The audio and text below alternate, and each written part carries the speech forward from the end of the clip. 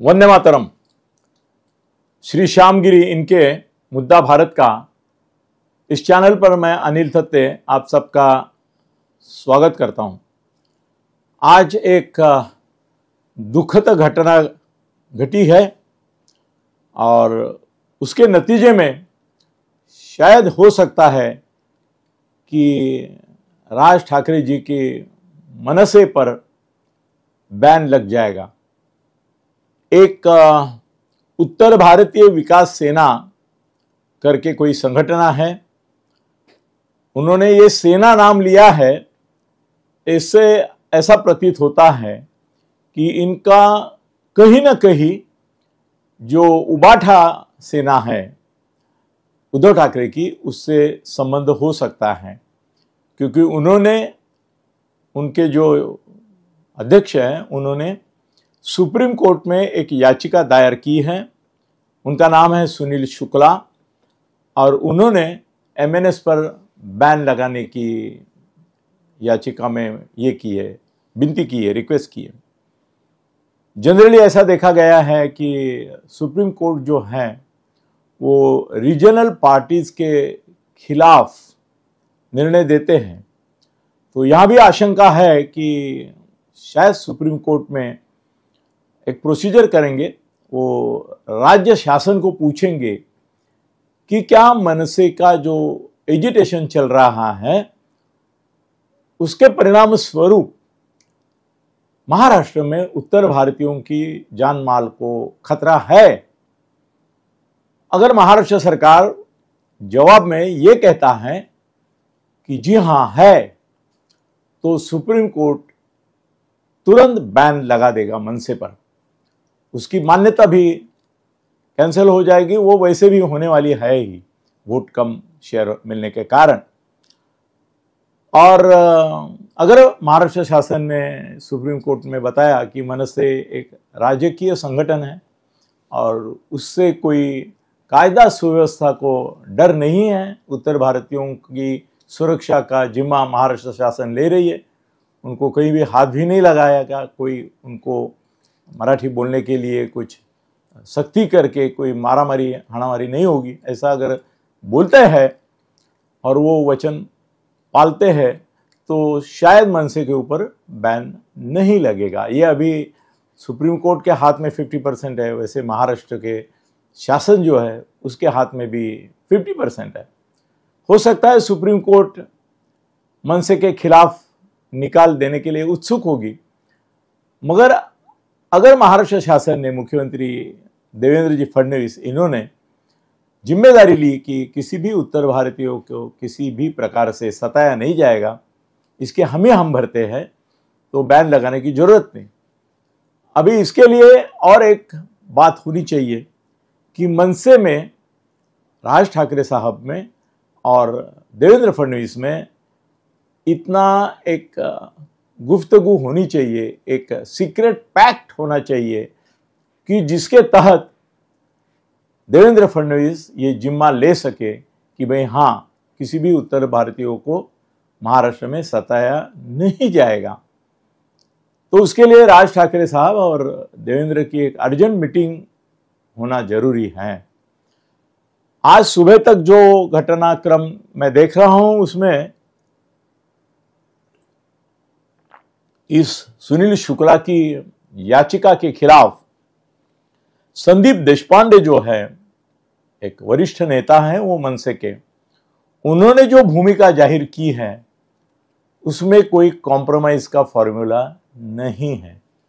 उसमें उन्होंने उल्टा ऐसा बताया है कि कुठला तरी भैया, अभी यहीं से मनमुटाव दिखाई देना शुरू होता है कि उत्तर भारतीयों को जब जैसे मराठी आदमियों को घाटी बोला तो वो गुस्से में आ जाता है, उसको कोंकणी बोला तो भी गुस्से में आ जाता है, मराठी को तुम मराठी ऐसे हो वैसे हो ऐसा कुछ बोला तो वो भी गुस्से में आ जाता है। इसी तरह उत्तर भारतीयों को भैया ऐसा अगर बोला तो उसका सरल अर्थ अच्छा होने के बावजूद लोगों को, उत्तर भारतीयों को गुस्सा आता है। और इन्होंने तो अपना मेसेज की सुरुवात ही की है, कुठला तरी भैया म्हणे कोर्टात गेलेला आहे की मनसेची मान्यता रद्द करावी। कोई तो एक भैया है, उन्होंने ये सुनील शुक्ला का नाम नहीं दिया है, वो सुप्रीम कोर्ट में गया है कि मनसे के ऊपर बैन लगाओ. मराठी माणसाचा पक्ष बंद व्हावा म्हणून भैये प्रयत्न करणार असतील तर, अगर ये भैये जो है, फिर से ये एक तरह से गाली ही दी है उनको, चुनौती दी है कि ये जो भैया है वो अगर मनसे की बैन लाने के लिए सुप्रीम कोर्ट में जाने के जैसे चेष्टा करते हैं, तो उन्होंने आगे बोला है, संदीप देशपांडे बड़े नेता हैं, भैयांना मुंबईत आणि महाराष्ट्रात राहू द्यायचं का नाही यावर विचार करावा लागेल. ये एक सेंटेंस इतना भारी है कि भैया लोगों को मुंबई और महाराष्ट्र में रखना है या नहीं रखना है, इसका निर्णय विचार करना पड़ेगा. ये विचार कौन करेंगे? ये सरकार नहीं करेगी, ये मन से करेगी. और अगर ये याचिका दाखिल हुई और इसकी कार्रवाई शुरू हुई तो साहजिकत है, स्वाभाविक है कि मनसे के लोग भैया भैया भैया जिनको बोलते हैं वो सभी उत्तर भारतीयों के ऊपर टूट पड़ेंगे. और जैसे साउथ इंडियन लोगों के खिलाफ एक जमाने में शिवसेना टूट पड़ी थी और मुंबई के सभी साउथ इंडियन उसमें बहुत बुरी तरह से बुरे हाल में गए थे, उड़पियों की दुकानें जलाई गई थी, बहुत सारा हंगामा मचा था. तो क्या भैयांना मुंबईत राहू द्यायचं का नहीं महाराष्ट्रात, इसका विचार करेगी मनसे, मतलब उनको भगाने की, हटाने की एक मुहिम चलाएगी. अर्थात भैया लोगों की मुंबई में संख्या ऐसी बोली जाती है कि मराठी आदमी 18 या 22% है और 30 या 37% भैया है. तो 37% भैया लोगों को, उत्तर भारतीयों को, क्या मन से जो 18% की भी विभागणी है, शिंदे गुट में कुछ है, कुछ उद्धव गुट में है, कुछ राष्ट्रवादी में है, कुछ कांग्रेस में है, उनके खिलाफ लड़ पाएगी? उनको यहां से हकाल देगी? और उसका नेशनल लेवल पर परिणाम क्या होगा? ये जब सब भैयाओं को मुंबई और महाराष्ट्र में रखना है नहीं रखना है, इसका विचार अगर मन से कर रही है और भगाने की बात कर रही है, ये याचिका करने के लिए, असल में कोर्ट में कोई भी कुछ भी याचिका करते हैं, कर सकते हैं, वैसे ही उसने भी की है. कोर्ट का निर्णय आना बाकी है, मगर अगर याचिका करते हैं ऐसी ये भैये लोग, तो उनको रहने के लिए देना है कि नहीं, इसकी विचार करना पड़ेगा. इसमें इतनी बड़ी थ्रेट है कि मणिपुर हो सकता है, इससे महाराष्ट्र में मणिपुर हो सकता है. 2 भाषा के लोग एक दूसरे से भिड़ सकते हैं.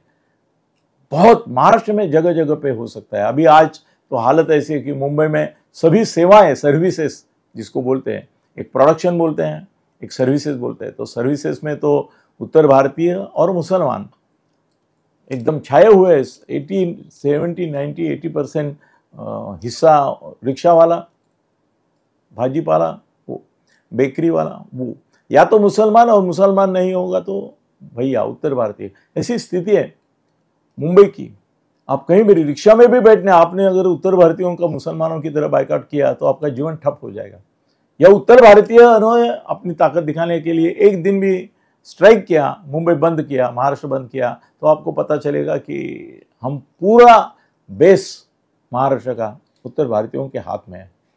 उनको मन से चाहती है कि उनको हटा दे, भगा दे. सुप्रीम कोर्ट ये संदीप देशपांडे की जो चेतावनी है उसको लाइटली लेगा, ऐसा मुझे लगता नहीं है. मुझे लगता है कि सुनील शुक्ला की जो याचिका की है उसके बारे में अगर मन से ये बोलती थी कि भाई मुंबई में ऐसा कोई प्रॉब्लम है ही नहीं, हम तो अभी मुसलमान लोगों के खिलाफ कुछ एक्शन ले रहे, तो शायद ये मामला सुप्रीम कोर्ट नज़रअंदाज करके ये याचिका रिजेक्ट कर सकती थी. मगर अभी ये जो इशारा आया है उसके बाद महाराष्ट्र सरकार भी मुश्किल में है. महाराष्ट्र सरकार को एश्योरेंस देना पड़ेगा सुप्रीम कोर्ट को कि एक भी भैया या उत्तर भारतीय आदमी को हाथ नहीं लगेगा, और लग गया तो महाराष्ट्र सरकार जिम्मेदार रहेगी.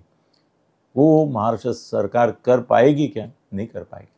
क्यों? मनसे वाले जो हैं वो एक, उनका अलग तेज है, उनका एक अलग गुस्सा है.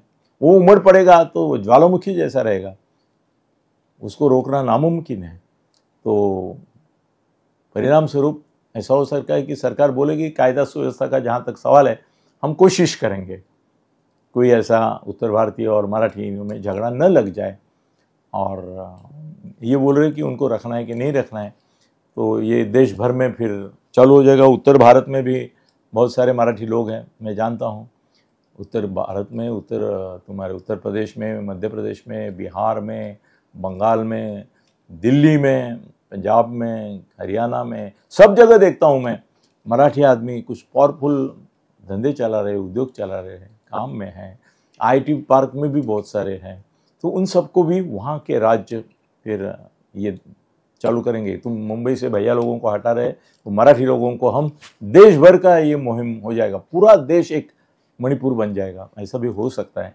अभी सुप्रीम कोर्ट भूमिका तो ऐसी ही लेगी कि मनसे को नोटिस देंगे कि क्या आप सब भैया लोगों को निकालने वाले हैं और किस तरीके से, उनकी रोजी रोटी का क्या, उनकी संख्या का क्या। सरकार से पूछने वाली है महाराष्ट्र, क्या आप जिम्मेदारी लेते हैं, इनको कुछ होगा नहीं।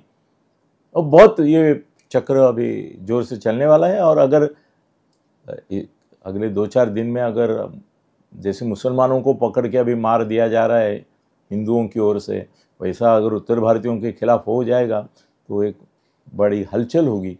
हाल ही में मनसे का एक आंदोलन जो बैंक के खिलाफ रहा, वो 3 दिन में पीछे लेना पड़ा उनको, क्योंकि सरकार, केंद्र सरकार और यूनियन सब उनकी जाग गई और उन्होंने बोला कि बैंक बंद रखेंगे हम, ये बंद नहीं होता है। तो 3 दिन में राज साहब ने वो विड्रॉ किया। वो एकदम विजडम था, अच्छी बात थी।